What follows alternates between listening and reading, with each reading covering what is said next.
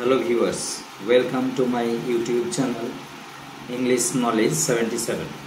আজকে আমরা An Astrologer's Tale by R.K. Narayan তার শেষের অংশটা পড়ব, তার ফাইনাল পার্ট। আমরা এর আগে অবধি দেখেছি যে অ্যাস্ট্রোলজার তার ভবিষ্যৎবাণী করছে, অর্থাৎ তার হাত দেখে কি বললো শেষমেশ যে আপনাকে মৃত অবস্থায় ছেড়ে দেওয়া হয়েছিল। আমি কি ঠিক বলছি? এই পর্যন্ত আমরা গত ভিডিওতে পড়েছিলাম। আজকে চলো আমরা শেষের অংশটাকে পড়ি। বলছি টেল মি মোর, একদম আরও কিছু বলুন। অর্থাৎ ঠিক ঠিক আপনি যা বলছেন একদম ঠিক মিলে যাচ্ছে, আরও কিছু বলুন।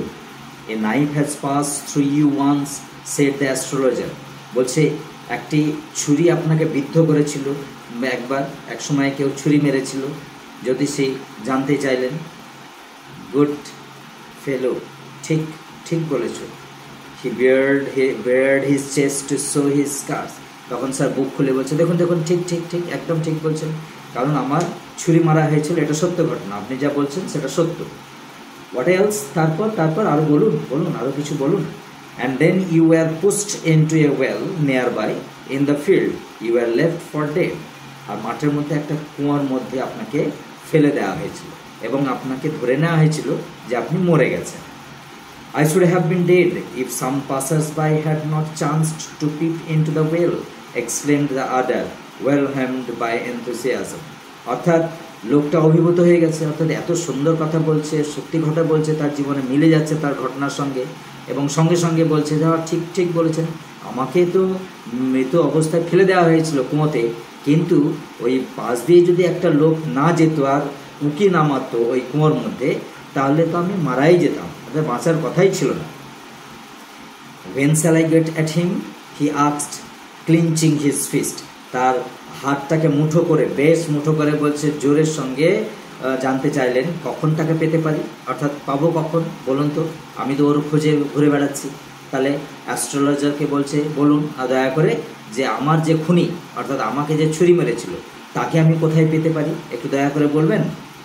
In the next world. তখন অ্যাস্ট্রোলজার চালাকির সঙ্গে বলছে এই জগতে আর পাওয়া যাবে না, আপনাকে পেতে গেলে ওই জগতে যেতে হবে, অর্থাৎ পরলোক চলে গেছে। Answer the astrologer. অ্যাস্ট্রোলজার উত্তর দিল, he died 4 months ago in a far off town. আর তিনি 4 মাস আগে দূরের এক শহরে মারা গেছেন। হ্যাঁ, এখন না নেই, জীবিত নেই, সে আপনার খুনি মারা গেছেন, অর্থাৎ সেটা 4 মাস হয়ে গেল। You will never see any more of him. তার সঙ্গে আর তো দেখা হবে না, অর্থাৎ আপনি তাকে দেখতে পাবেন না। The other groaned on hearing it. লোকটা এটা শুনে গোয়াতে লাগলো, আমার মিস করে গেলাম, আমি তো ওকে আর পেলাম না, অর্থাৎ আমার ইচ্ছে ছিল যে আমি তাকে নিজের হাতে শাস্তি দেব, কিন্তু সে তো মারা গেছে, শুনে তো আমাকে খারাপ লাগলো, অর্থাৎ আমার শেষ ইচ্ছা পূর্ণ হলো না। The astrologer proceeded. জ্যোতিষী তার কাজ চালিয়ে যেতে লাগলেন, অর্থাৎ এইভাবে তাকে বলতে লাগলেন, গুরুনায়ক, মানে গুরুনায়ক এই শব্দটা, ইউ নো মাই নেম, ও আপনি আমার নামও জানেন। The other said taken aback. অন্যজন তখন অবাক হয়ে কথাটা বলছে, আপনি আমার নামও জানেন Gurunayak. As I know all other things, এটা তো সামান্য ব্যাপার, এবার আমি সব কিছুই জানি। Gurunayak, listen carefully to what I have to say. এবার ওকে নাম ধরে বলছে যে গুরুনায়ক, মন দিয়ে শুনুন, আমি যেটা বলছি তা মন দিয়ে শুনতে হবে, অর্থাৎ আমি আরও কি বলতে চলেছি আপনাকে। Your village is 2 days journey due to north of his town. আপনার শহর, আপনার গ্রাম ও শহর থেকে উত্তরে 2 দিনের পথ, অর্থাৎ যদি যাওয়া যায় উত্তরে তাহলে 2 দিনের পথ, সেই 2 দিন পর পৌঁছানো যাবে। Take the next train and be gone. পরের ট্রেন ধরে চলে যান, আপনি এখানে থাকবেন না, পরের ট্রেন ধরে চলে যান। I see once again great danger to your life if you go from home.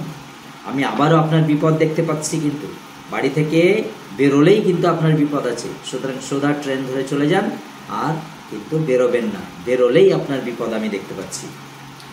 He took out a pinch of sacred ash and held it out to him. তিনি এক চিমটে ছাই বের করলেন, পবিত্র ছাই বের করলেন এবং তার সামনে ধরলেন।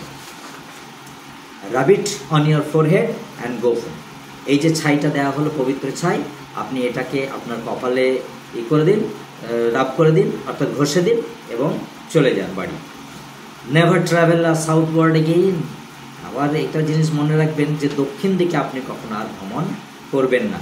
You will live to be 100, তবে আপনি 100 বর্ষ বাঁচবেন। অর্থাৎ 100 বছর যদি বাঁচতে চান তাহলে কিন্তু দক্ষিণের দিকে আপনার ভ্রমণ করা চলবে না, এই দক্ষিণের দিকে ভ্রমণ আপনি ভুলে যান। Why should I leave home again? The other said reflectively. লোকটি বেশ ভাবুকের মতো বললেন, কি বললেন? আমি আবার বাড়ি থেকে বেরোবো কেন? কেন আমি বাড়ি থেকে আবার বেরোবো? অর্থাৎ why should I leave home again? হ্যাঁ, তখন সে রিফ্লেক্টিভলি আনসার দিত, অর্থাৎ ভাবুকের মতো উত্তর দিল। I was only going away now and then to look for him and to chop out of his life if I met him.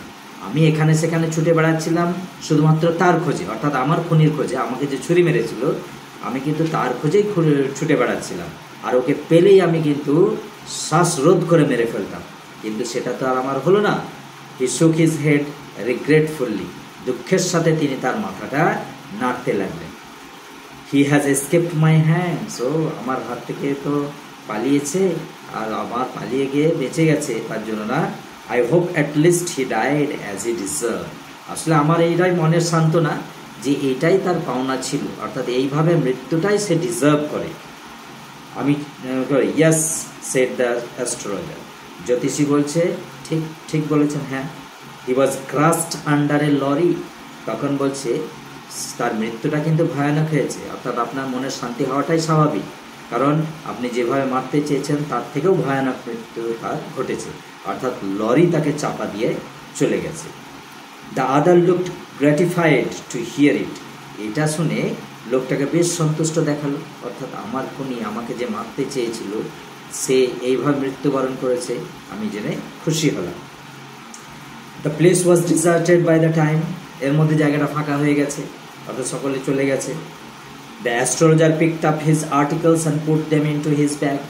R astrologer যে সমস্ত তার প্রফেশনাল ইকুইপমেন্টসগুলো এনেছিল সেইগুলো ব্যাগে ভরলো এবং সে বাড়ি যেতে উদ্যত হলো। দ্য গ্রিন স্যাপ্ট ওয়াজ অলসো গন। তখন যে একটা সবুজ আভা, লাইটের আভা অ্যাস্ট্রোলজার যে কাছ থেকে অ্যাস্ট্রোলজারের কাছে পড়ছিল এবং অন্যান্য যে ভেন্ডারগুলো ছিল, এখন সেই গ্রিন স্যাপ্ট অফ লাইট সেটাও কিন্তু চলে গেছে। Living the place in darkness and silence.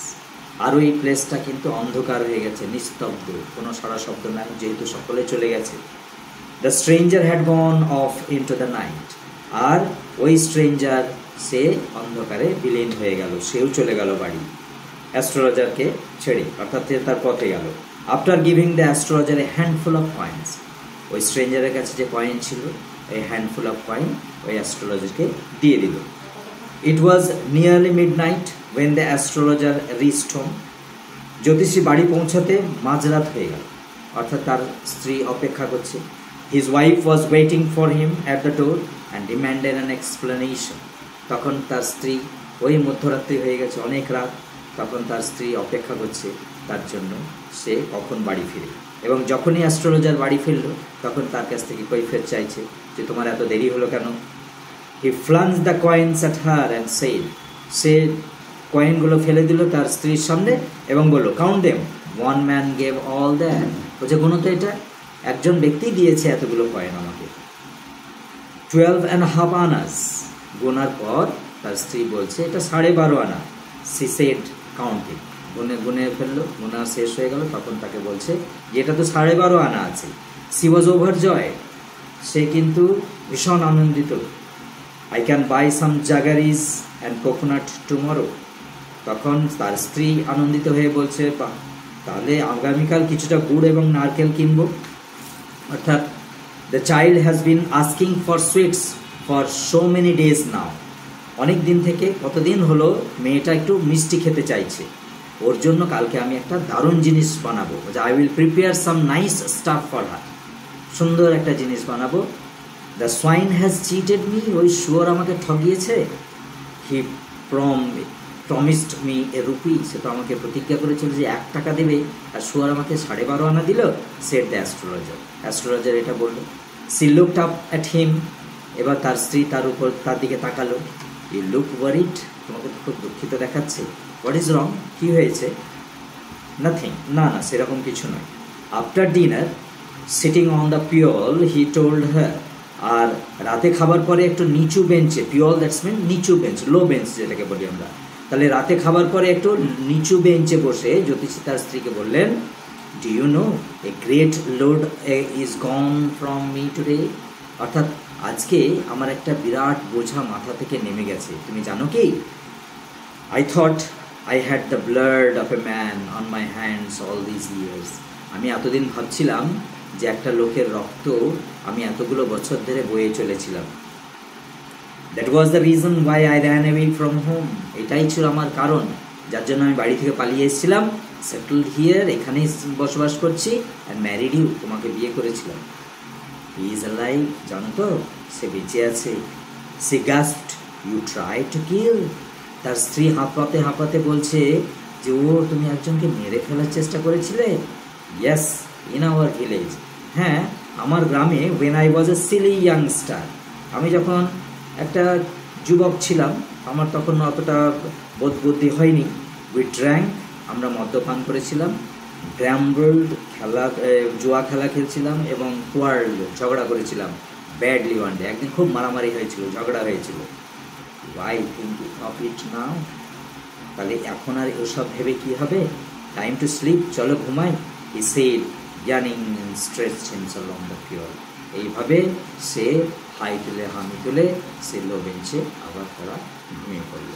That's all viewers, যদি আমার এই ভিডিওর দ্বারা তোমরা উপকৃত হও তাহলে বেশি বেশি করে শেয়ার করো, লাইক করো, সাবস্ক্রাইব করো, যাতে আমরা তোমাদের মনের মতো ভিডিও আবার আমি আপলোড করতে পারি। Thank you.